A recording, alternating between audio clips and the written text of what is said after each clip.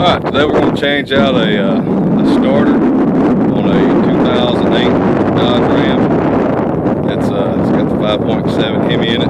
The first thing you want to do is you'll come right here and just disconnect your, there we go, disconnect your positive off your battery terminal.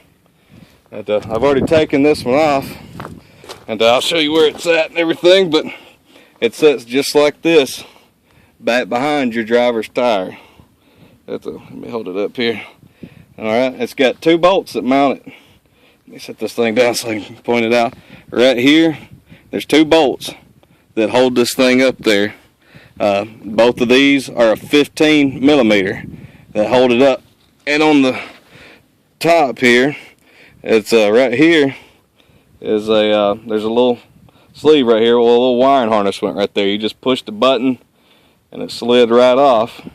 And right here, you're going to have a wire that you got to take this nut right here all the way off, and there'll be a little wire that connects that you slide right back on and put that nut on.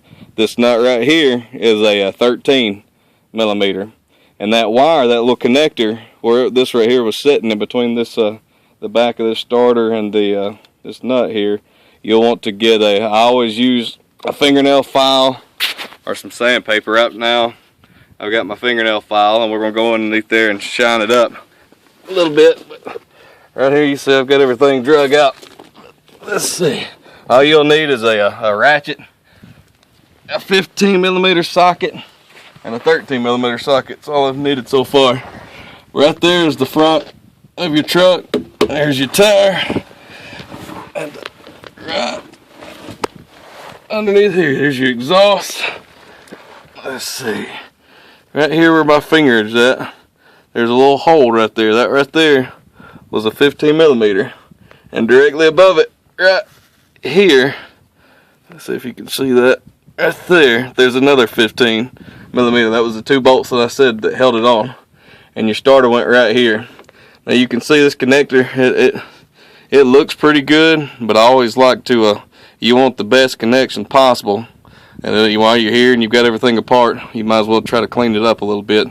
So we're going to shine this up with a fingernail file. And then right here, it's on the same wire that your connector's on. There's a little wiring harness right here. And there's a little button on the back side. You just push this up, push that, and it lifts that up.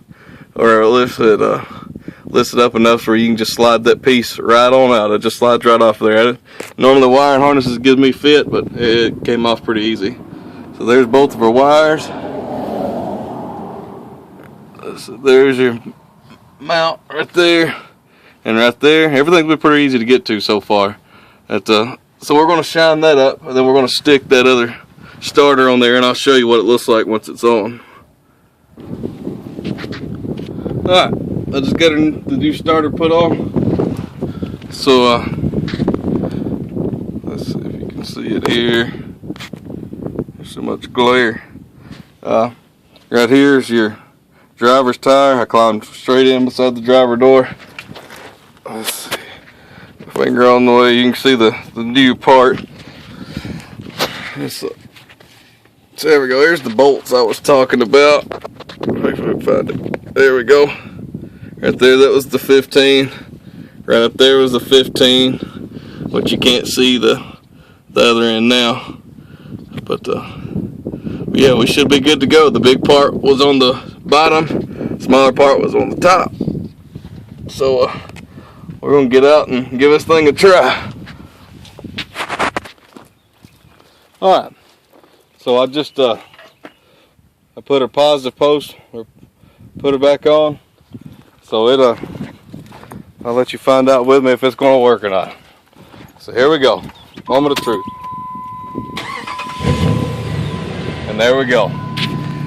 The reason why I changed this starter is it would just click whenever I would try to turn it on.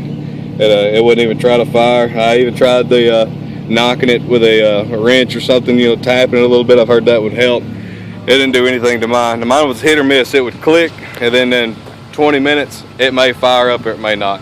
But now we've got our starter put on. It wasn't a hard job. Maybe 20 minutes. I did more time looking for sockets because I didn't know the size. And of course, the one socket I needed, the 15, I couldn't find it, so I used a wrench.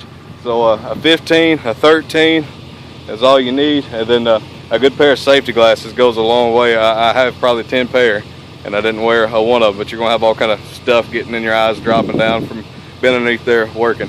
So good luck to you.